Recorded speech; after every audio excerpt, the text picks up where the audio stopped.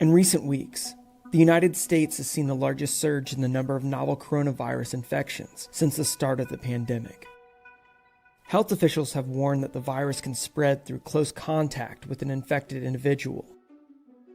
In October, the Centers for Disease Control revised and expanded its guidelines and acknowledged that the virus can spread through small airborne droplets that we exhale and can sometimes travel distances greater than 6 feet and remain in the air for hours. The agency said the risk of transmission increases in enclosed spaces and those with poor ventilation.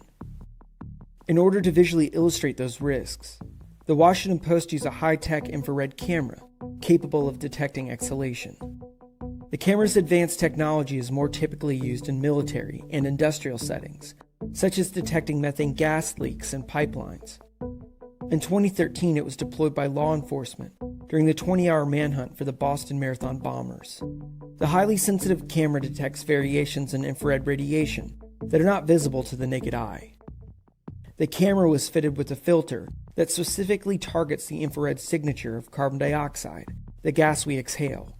The carbon dioxide is then used to map the partial path of these nearly invisible airborne particles, including droplets that travel within our exhaled breath in real time. A highly sensitive digital filter is applied here to emphasize airflows. A virus, when airborne, will move with the airflow shown by the infrared camera. Here we see a person exhaling. Particles, and if present an airborne virus, like the novel coronavirus, will move with the heated carbon dioxide airflow captured by the infrared camera before dissipating from view. You are not directly seeing maybe the droplets. What you're seeing is the overall effect of this breath plume that's coming out. The Post used the camera system to illustrate how airflows, capable of transporting airborne viral particles transmitted in our breath, could travel under various circumstances and spread COVID-19. According to experts who spoke with the Post, the footage underrepresents the potential risk of exposure from these airborne particles, capable of potentially transmitting the virus.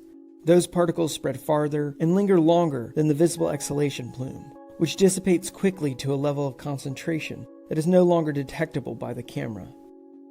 Environmental factors such as airflow in a space, wind, and sunlight can dampen the transmission of the virus, even when in proximity of a person infected. As temperatures drop and people move indoors, family gatherings can become super spreader events. Winter, basically, it brings more people indoors where there's more crowding and there's less room for social distancing. Because the coronavirus is a virus that can spread distances farther than 6 feet, precautions such as social distancing are not silver bullets when it comes to gathering indoors.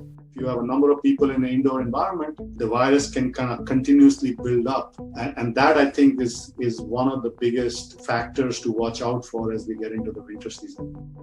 In this video filmed indoors, 2 people are talking, 1 foot apart. The people who were filmed standing together without a mask were in the same household. The camera operator wore a mask and stood 6 feet away. Because they are close enough that you can see clearly how the exhaled air from one person reaches the other. According to Jimenez, the exhaled breath from each person reaches the other with little interference. The risk of transmission is increased by prolonged duration of exposure and concentration of viral particles in a confined space, like a room. So if you were within 1 meter of me and you weren't wearing a mask and we were talking for like 10 to 15 minutes, clinically in infectious diseases and infection control, that's sufficient exposure to infect you from an aerosolized source of virus. Here's a person indoors, laughing without a mask, and another talking on the phone while wearing an unfitted surgical mask. These conditions simulate everyday situations where a virus could potentially spread. As seen in these examples, the breath plume changes directions when wearing a mask. When not wearing a mask, the droplets capable of transporting a virus project forward. If the mask is properly fitted, it can filter the droplets and redirect the exhalation. When this happens, there may be less of the virus in the air by the time it reaches the other person, reducing the chance of infection.